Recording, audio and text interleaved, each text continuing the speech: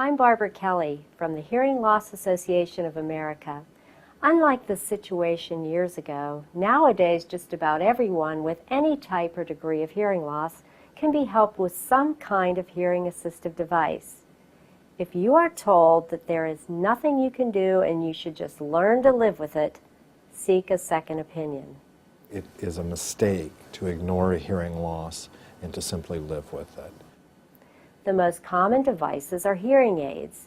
A person's going to benefit from a hearing aid when their hearing loss is to the point that they're starting to miss out on some conversational elements.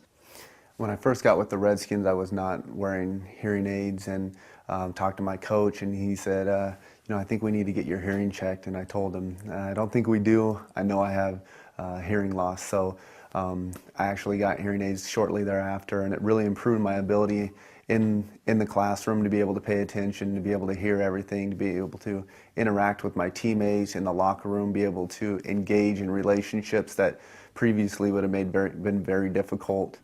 The first thing that we talk about when we talk about hearing aids is the different shapes or sizes. These can be anything that's been worn behind your ear or to little tiny hearing aids that are worn in your ear. The larger the hearing aid, the more powerful that hearing aid may be. All modern hearing aids are digital and permit many types of operations not possible with the previous generation of analog aids.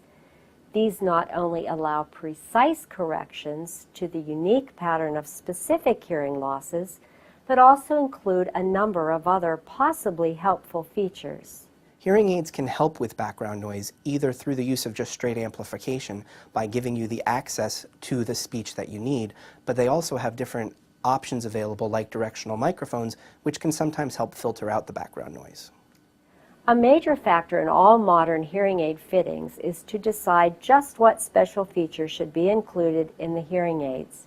Every person is going to be subjectively different from the other person, and even though two people might have the exact same hearing loss, their needs and their communication styles are going to impact which choice they make on the hearing aid. Be sure to ask the hearing professional to include a telecoil in your hearing aid.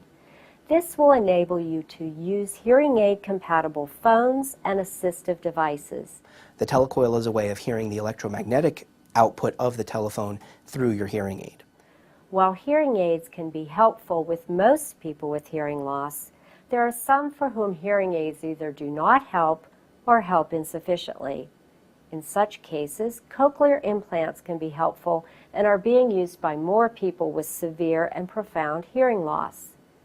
Cochlear implantation surgery involves the placement of the device behind the ear and threading a small array of contacts into the inner ear, where we thread the contacts to wrap around the hearing nerve, thereby providing us with the ability to stimulate that hearing nerve using the sounds of the environment, sounds of speech, as the trigger for those electrical stimulations. The external component, which looks somewhat like a behind-the-ear hearing aid, is connected to the internal one through the skin via an external magnetic disc.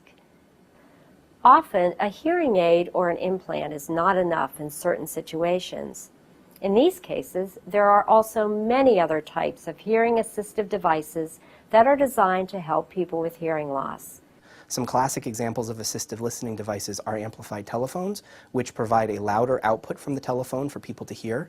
They also include things like lights that light up when your phone rings or when your doorbell rings, or different assistive devices help you to hear the television from a greater distance. Finally, the best kind of hearing assistance can often be from simply sharing experiences and solutions with other people with hearing loss.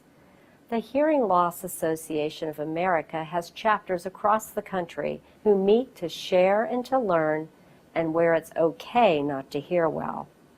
The Hearing Loss Association of America publishes Hearing Loss magazine, covering all topics related to hearing. They also hold annual conventions, produce the nationwide Walk for Hearing, and advocate for laws and public policy for people with hearing loss. For more information, go to www.hearingloss.org. We've gone over some things you can do if you have a hearing loss. But remember, You don't have to hide your hearing loss. Hearing loss is a public health concern, and with the right help, it is a daily challenge that you can overcome.